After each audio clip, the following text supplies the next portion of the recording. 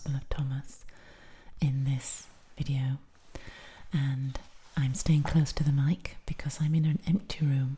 We're decorating in this room, so it's a bit echoey, so I'm hoping the sound quality is okay.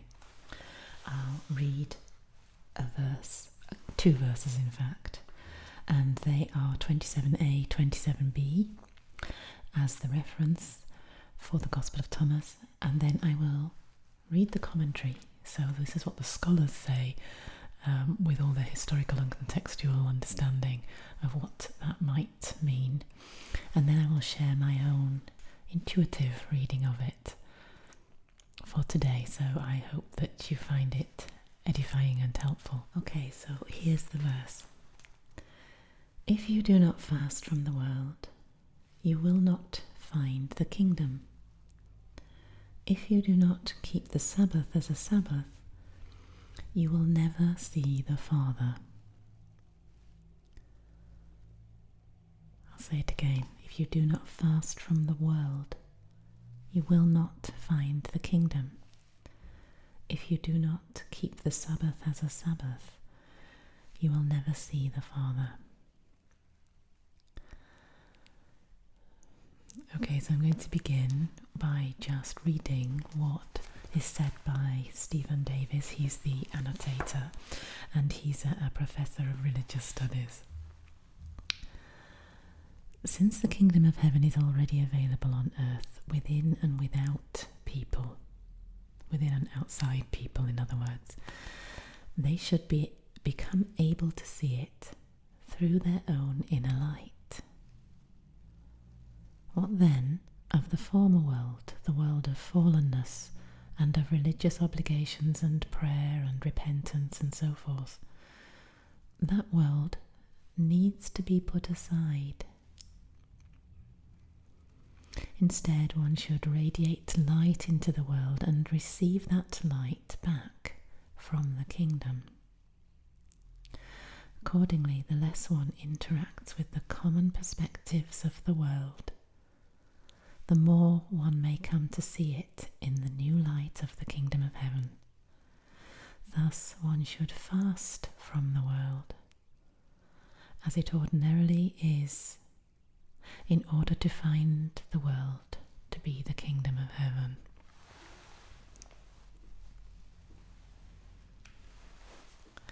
I want to just add a commentary on that, because this is so pertinent to what I've been thinking and talking about a little bit on this channel recently, that our busyness with the world and the voices of the world aren't always spiritual, even when they are coming from spiritual people, spiritual teachers and religious teachers and leaders. And there is this duality, this conflict, whereby religion and spirituality can become very worldly if it is not retreating from the world to touch base with truth, to test out its truth, to do the litmus test, as it were, on whether something feels vibrationally that it comes from a place of light and it's high vibrational, and it's a place of love and unity, consciousness unitive in its message rather than one of duality and fear. So this fasting from the world is this setting aside, retreating, and it is a retreating to actually be more active, We often think that retreating to go within is just self-indulgent. We might think that. We might think that it's actually burying your head in the sand, or that it's, it's shirking from the mission. The world in a mess. It's in a state. We all need to get more busy as light workers and do more. I was reflecting on this word praxis, Praxis. It's a word from theology. In particular, it tends to be associated with liberation theology, certainly in the years when I was at university and studying theology. and it literally means the practice rather than the theory of, the theology. And so liberation theology was a movement that really tried to seek an acting out of justice. It was trying to bring the kingdom of God into manifestation in the real world, where we saw a lot of injustice, especially in areas where there was dictatorships, political oppression of the indigenous people. And so you had this roots level uprising of people seeking the kingdom, seeking fairness and justice, and it became very socio-political, even at its extreme, to be, the question of whether one resists, how far one goes with resistance from oppressive regimes, to the point of picking up arms, priests with guns and all that. That's what liberation theology came to be known as. And so there is an association in theology of praxis, meaning activity, because it means practice. We tend to think that has to be doing something, especially with our Protestant work ethic thing. We need to be doing good works. We need to be out there on the front line. And yes, I know that too well. I've been involved in that myself. I have had friends and colleagues who have spent years doing that and just burnt themselves out. And my dear friend, speaks this close to my heart, who was really passionate about social justice and a real liberation theologian, she went to an early grave as a result of working so hard in the world and believing that you needed to be an activist, and it was imperative to speak up and act and do. Now, here's an alternative way of understanding it that I've been reflecting upon. We are at crisis point now. We could think, all hands to the deck, but what difference is it going to really make? It's like a drop in the ocean, because the corruption is so big and deep-rooted, and it's on such a big scale. I've been rethinking what praxis means. Praxis means the exercise, the action. And there is another form of action whereby you go right to the root, to the seed. I was thinking about politicians and how they come and go, and we think, if only we could get rid of this politician. You've had change in the US, if you live in the US.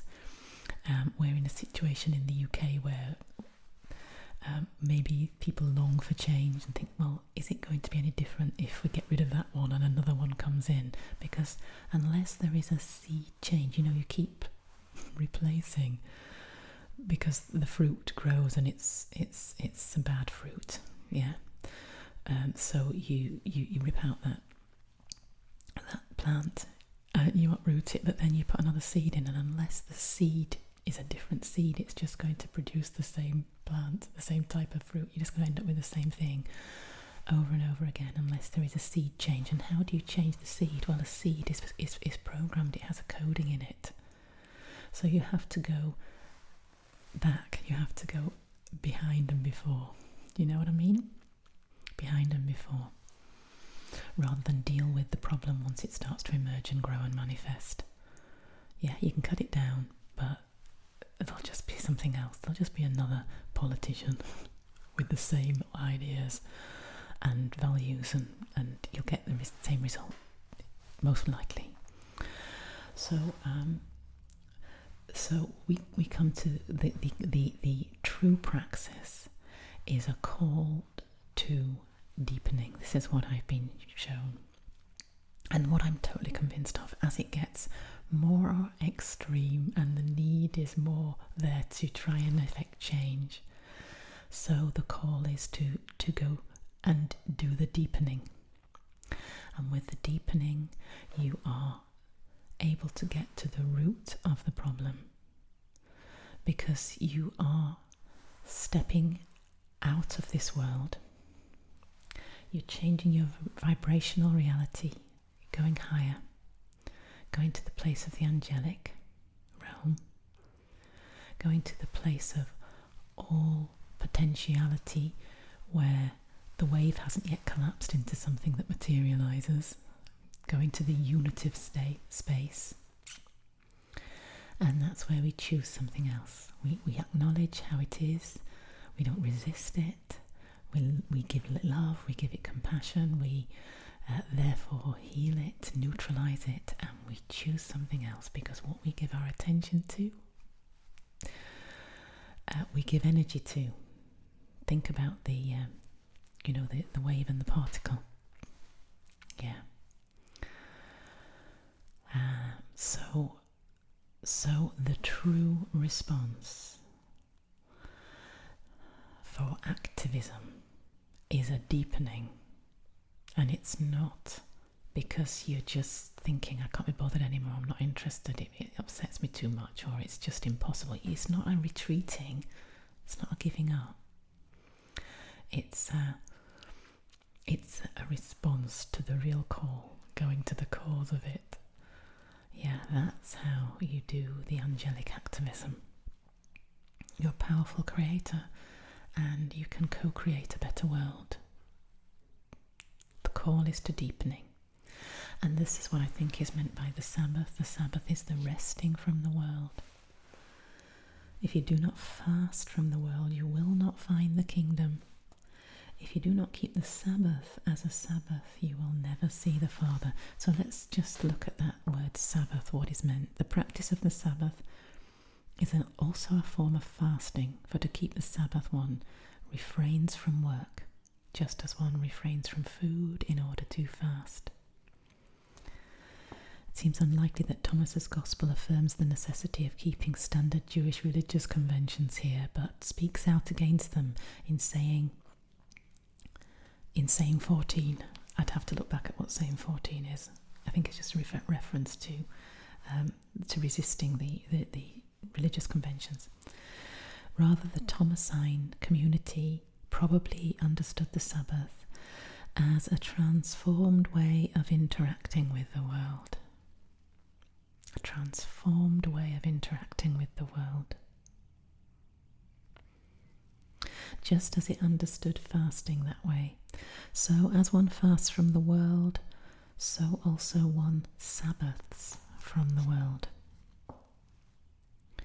Thomas probably has in mind the Sabbath as Sabbath of the beginning, the Sabbath of the seventh day, when God rested and blessed the seventh day and hallowed it. In accordance with the mythological thinking Thomas enjoys after the fall, the first creation did not cease to exist. I'll just say that again as I read it wrongly. In accordance with the mythological thinking Thomas employs, after the fall, the first creation did not cease to exist, but it did become difficult to recognize. It must be sought and found. The Sabbath of the seventh day did not cease. It is the continuing state of the world as kingdom. And perfected 7-day-old children dwell in that Sabbath. To find this state and live in it is the goal of the Gospel of Thomas.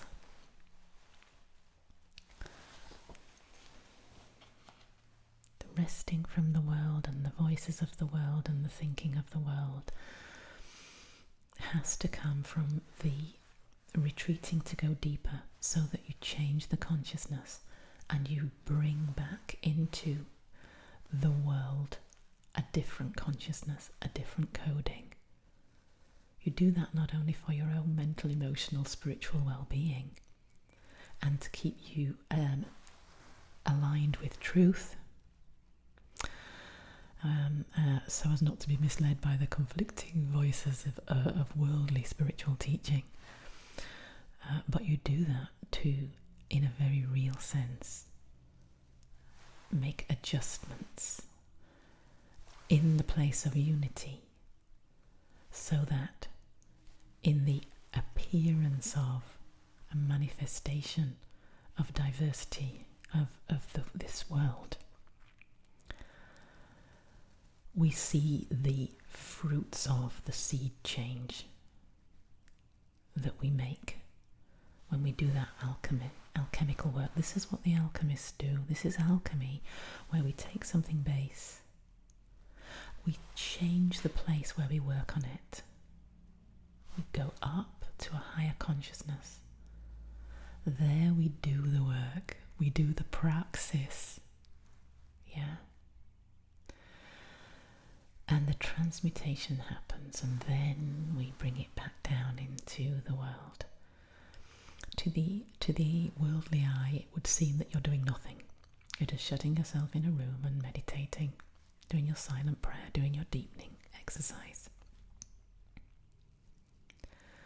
But to those who have eyes to see and ears to hear, you know there is a lot happening. This is the work of transformation. This is the work of bringing in the kingdom.